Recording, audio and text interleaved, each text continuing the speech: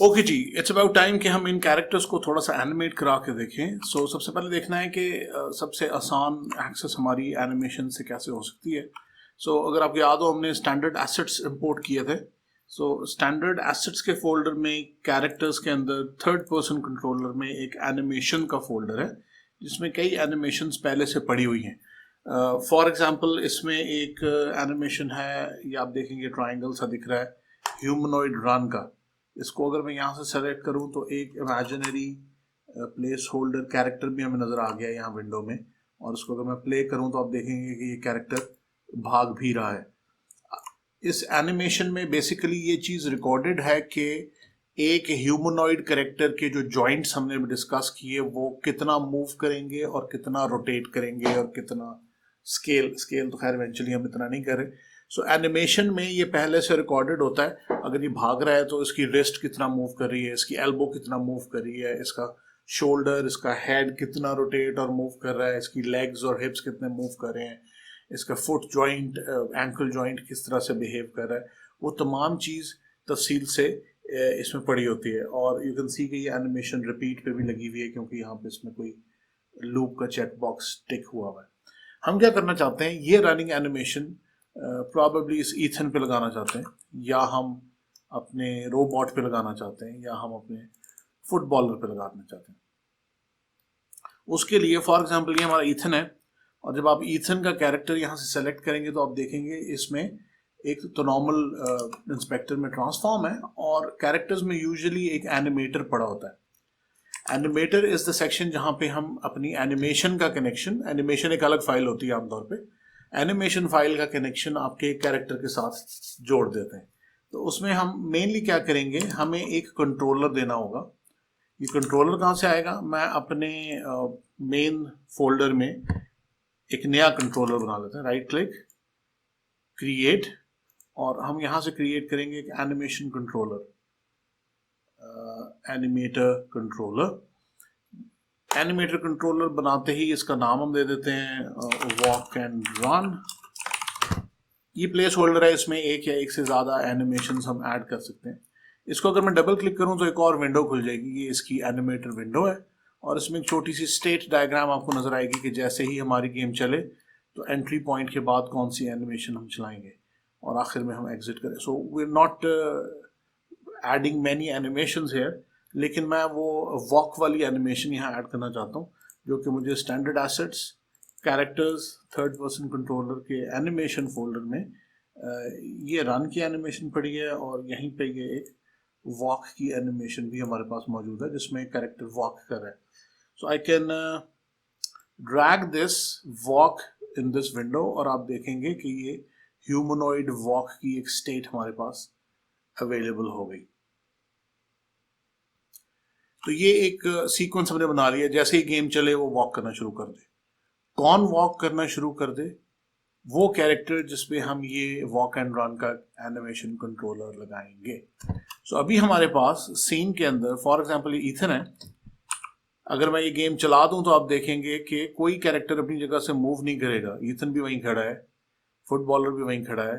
मैं camera angle थोड़ा सा इसका चेंज कर देता हूं ताकि हमें और क्लियरली नज़र आ जाए कि ये तीनों कैरेक्टर्स कर क्या रहे हैं।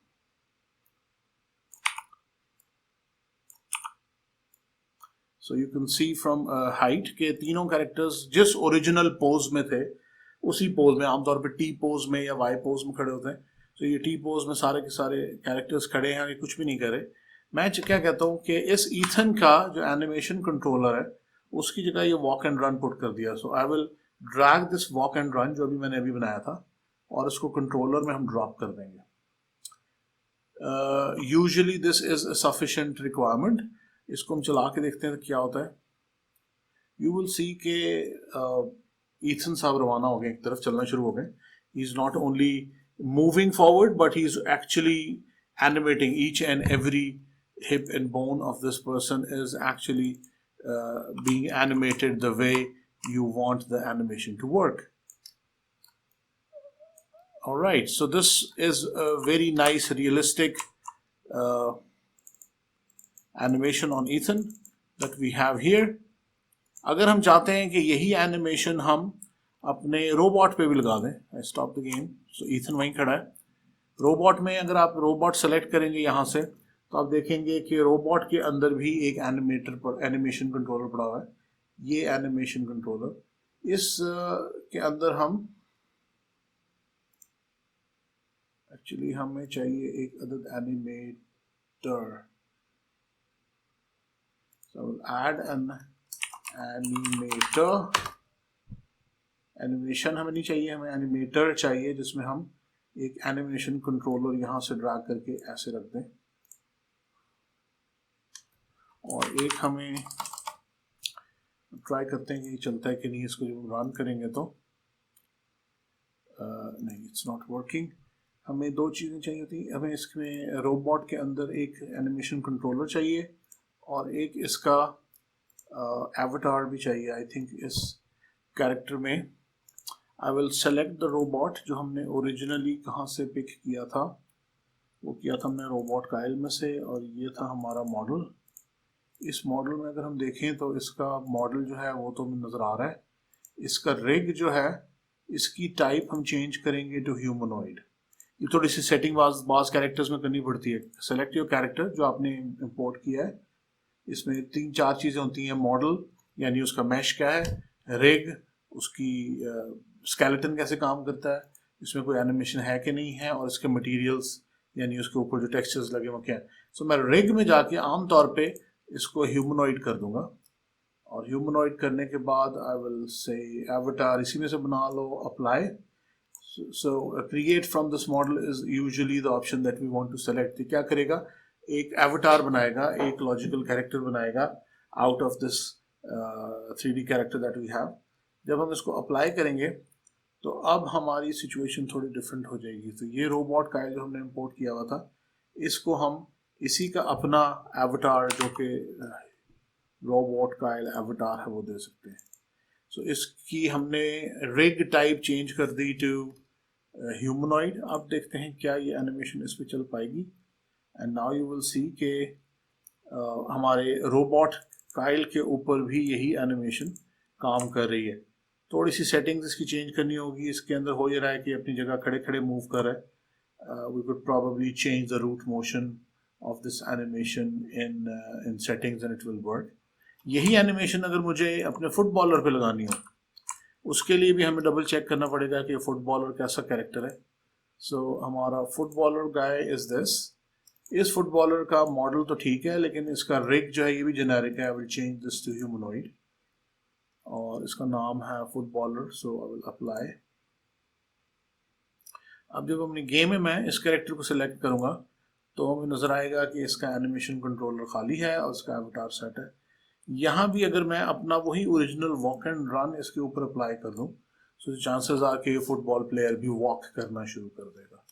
So let me run the game and you will see that so Ethan and robot and footballer, all three of them are actually